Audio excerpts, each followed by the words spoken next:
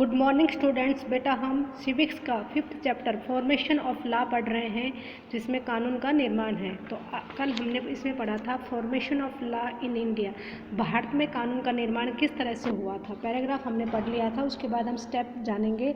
इसमें पढ़े थे कि भारत के अंदर जो प्रोसेस है कानून बनाने की, जो प्रक्रिया है, उसमें 4 स्टेप्स हैं। तो नंबर 1 स्टेप्स पढ़ेंगे, the need for a new law और an amendment to an existing piece of legislation is identified. यहाँ क्या कह रहे हैं कि यदि किसी कानून की ज़रूरत है, नए कानून की ज़रूरत है, या उसी कानून जो हमारे पास कानून है उसमें यदि संशोधन करना है, चेंजमेंट करना है, तो इसके लिए पहले विधानमंडल को इसकी ज़रूरत होनी चाहिए, उसको लगना चाहिए, उसको पता होना चाहिए कि हाँ सचमुच में ही इसमें कानून की चेंजमेंट लाने की ज़रूरत है या नया कानून बनाना चाहिए। This may be done either by the government और by the citizen of group who can raise public awareness regarding the need for the law. यानी कि ये किसकी वजह से हो सकता है कि यदि सरकार चाहे कि भाई नया कानून लाना है या कोई पुराना कानून है उसमें अमेंडमेंट करनी है, या फिर कोई ऐसा ग्रुप है जो नागरिक का कोई ऐसा ग्रुप है जो लोगों के लिए जागरूक रहता है और लोगों के लिए फ़ायदे के लिए सोचता है, वो चाहे तो हम नए कानून ला सकते हैं। सेकंड नंबर पे है the concerned minister draft text of the proposal law which is called a bill. यानी कि जो संबंधित मिनिस्टर होते हैं, कोई भी कानून पारित करना है उसके अनुसार जो मिनिस्टर होते हैं वो क्या करते हैं, ड्राफ्ट टेक्स्ट के द्वारा लिखा गया टेक्स्ट पारित करते हैं, उसको हम प्रपोजल लॉ कहते हैं और उसको हम बिल के मानते हैं। यानी कि वो लिखित में देता है लेजिस्लेचर में, विधानमंडल में, और उसके बाद बिल पारित किया जाता है। They circulate the bill to other relevant ministers for inputs. यानी कि वहाँ पर कोई भी जितने भी मिनिस्टर होते हैं उन मेंबर्स के पास ये बिल को सर्कुलेट किया जाता है और उसके बारे में सोच विचार की जाती है। दे में also invite comments for the public on the recommended draft. साथ साथ में जो भी ड्राफ्ट होता है, जो भी कानून बनाना है उसका जो ड्राफ्ट होता है, लिखित में होता है, उसको क्या करते हैं, लोगों की राय मानी जाती है और मिनिस्टर्स की भी, विधानमंडल की भी राय ली जाती है। Following this the draft is revised in corporate such inputs and is the finished by the law ministry. साथ में लास्ट के अंदर ये नहीं कि ये सारे प्रोसेस होने के बाद बाकी का जो ड्राफ्ट तैयार किया गया है उसको एक बार रिवाइज किया जाता है लॉ मिनिस्टर, कानून के मिनिस्टर के द्वारा, और उसको फिनिश किया जाता है। After that they present to be the cabinet for approval. उसके बाद ये सारी व्यवस्था होने के बाद, इतने जगह पास होने के बाद लास्ट में ये कैबिनेट में भेजा जाता है, जहाँ से इसको अप्रूवल या इसकी रजामंदी मिलती है। इसके बाद थर्ड स्टेप है, after the cabinet approve the bill it is introduced in parliament. जब ये कैबिनेट वाला जो बिल अप्रूव कर देता है कि हाँ भाई इसकी ज़रूरत है और इसके आगे भेजो, तब इसको पार्लियामेंट में, संसद में भेजा जाता है। Under the Indian political system the parliament is the central legislative body. यानी कि जैसे कि हम माने कि भारत में जो राजनीतिक व्यवस्था है, पॉलिटिकल सिस्टम है, उसके अनुसार जो हमारे पार्लियामेंट है, जो संसद है, उसके अंदर ही हम कानून को बना सकते हैं।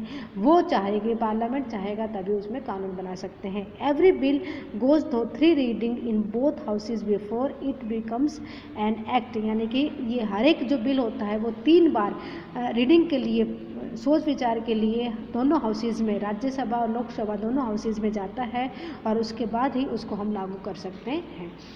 फोर्थ स्टेप में है after both houses of parliament passes a bill it is offered to the president for approval. यानी कि यदि ये जो बिल होता है दोनों हाउसेज में पास हो गया, राज्यसभा लोकसभा में दोनों में पास हो जाता है, उसके बाद ये प्रेसिडेंट को, हमारे राष्ट्रपति को भेजा जाता है अप्रूवल के लिए। जब तक राष्ट्रपति की साइन नहीं होती है तो कोई भी नया कानून हम बिल पारित नहीं कर सकते हैं और कोई भी नया कानून लागू नहीं कर सकते हैं। He she has the right to seek information and clarification about the bill and may return it to parliament for reconsideration। यानी कि वो इस बिल के ऊपर पूरी तरह से इंफॉर्मेशन मांगेगा, उसके ऊपर क्लैरिफिकेशन करेगा, उसकी छानबीन करेगा और उसके बाद वो पार्लियामेंट में, संसद में फिर से पुनर्विचार के लिए दूसरी बार उसमें भेजेगा। However it may be done only one, यानी कि इस बिल को एक बार ही वापस राष्ट्रपति पुनर्विचार के लिए दूसरी यानी एक बार ही संसद में भेज सकता है, बाकी दूसरी बार वो नहीं भेज सकता है। If both houses passes the bill again the president has to agree. यदि ये बिल दूसरी बार जब पुनर्विचार के लिए जाता है तो राज्यसभा लोकसभा ने अप्रूवल कर दिया तो लास्ट में राष्ट्रपति को भी एग्री होना पड़ता है और उसके ऊपर साइन करनी पड़ती है। इसके बाद है बेटा step 5, after president approve the bill it notified as an act, यानी कि जब ये प्रेसिडेंट अप्रूव कर देता है तो उसके बाद ये कानून बन जाता है। Consequently the bill is brought into force and rules and regulation to implement, और साथ में जल्दी से इस बिल को कानून बनाया जाता है और इसको ऊपर लागू करने के लिए रूल और नियम लगाए जाते हैं। After the act is framed by the concerned minister and tabled in parliament, और जब ये संबंधित मिनिस्टर के द्वारा ये फ्रेम किया जाता है, कानून बना दिया जाता है, तो पार्लियामेंट के संसद पे आकर ये बिल पारित हो जाता है। फैक्ट्स एंड इंफॉर्मेशन है बेटा, according to the aircraft act 1934 it is illegal to throw balloons and kites without permission of the police. यहाँ क्या कहते हैं कि इसमें अकॉर्डिंग टू यानी कि एयरक्राफ्ट एक्ट है 1934, इसके तहत ये इलीगल माना जाता है कि हम बलून्स को और काइट्स को बिना परमिशन के हम आकाश में नहीं उड़ा सकते हैं।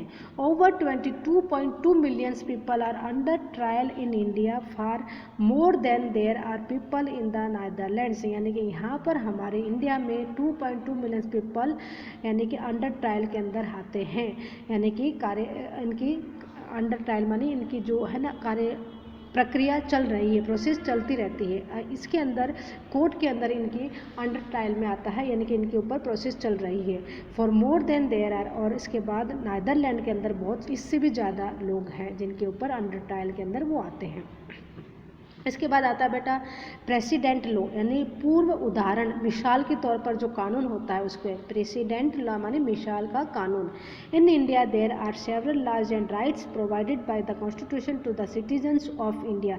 हमारे भारत में यहाँ पर बहुत सारे ऐसे कानून बनाए गए हैं और ऐसे प्रावधान राइट्स यानी कि अधिकार दिए गए हैं जिसमें हम भारत के नागरिकों पर लागू कर सकते हैं। However there are certain complicated cases for which we do not have a specific law और गाइडलाइंस। इसके बाद भी कुछ एक ऐसी केस हैं जिसके ऊपर हम हमारे संविधान के अंदर जो नियम कानून बना रखे हैं वो उनके ऊपर लागू नहीं कर सकते हैं। Also there are some cases in which people challenge the law itself, यानी कुछ एक ऐसे केसेज हैं जिसमें लोग खुद अपने आप को कानून के सामने चैलेंज करते हैं। फॉर एग्जाम्पल, जैसे हम कोई उदाहरण देखें, in the recent landmark judgment of Supreme Court on triple talaq, triple talaq. यहाँ पर क्या कह रहे हैं, आज के समय में एक नया मुद्दा है जिसके अंदर हम 3 तलाक कहते हैं, ये हमारे कोर्ट के सामने एक चैलेंज है। Earlier triple talaq was legal but as Supreme Court declared it unconstitutional this judgment of Supreme Court became precedent. यहाँ क्या कह रहे हैं कि पहले के समय में जैसे कि हम माने कि 3 तलाक की व्यवस्था कहीं भी नहीं दे रखी है, तो इसमें जो हमारा जो कानून है ये मानता है कि लीगल है। पहले लीगल माना जाता था, लेकिन आज के समय में हमारे संविधान में सुप्रीम कोर्ट ने कहा है कि ट्रायल तलाक कहीं भी डिक्लेयर नहीं कर, हमारे संविधान में डिक्लेयर नहीं कर रखा है। इस वजह से this judgment of Supreme Court became यानी कि अगर ये सुप्रीम कोर्ट ने जजमेंट दिया है तो इसमें ये एक मिसाल के तौर पर कानून बन गया है। लॉक एंड ट्रिपल तलाक is now illegal through out the country and hints it law established by the judiciary here, यानी कि अब हमारे इस समय के अंदर जो 3 तलाक है ये इलीगल बन गया है, यानी कि जो मुसलमानों के अंदर होता है 3 तलाक कह दिया और उनको तलाक ले लिया, वो आज के समय में इलीगल माना जाता है। The country and hints it is law it established by the judiciary the here, यानी कि हमारे यहाँ पर कंट्री ने, देश ने और इसके जुडिशरी ने क्या कह दिया है, नया कानून बनाया है कि 3 तलाक कहीं भी व्यवस्था में नहीं है और इसको इलीगल माना जाएगा। So the law established by the supreme court is called president law. इस वजह से यानी कि सुप्रीम कोर्ट ने एक नया कानून लागू किया है जिसको हम मिसाल का तलाक कहते हैं, मिसाल के तौर पर तलाक कहते हैं बेटा। इसके बाद है अनपॉपुलर एंड कंट्रोवर्शियल लॉज, इसको हम नेक्स्ट वीडियो में पढ़ेंगे। Thank you.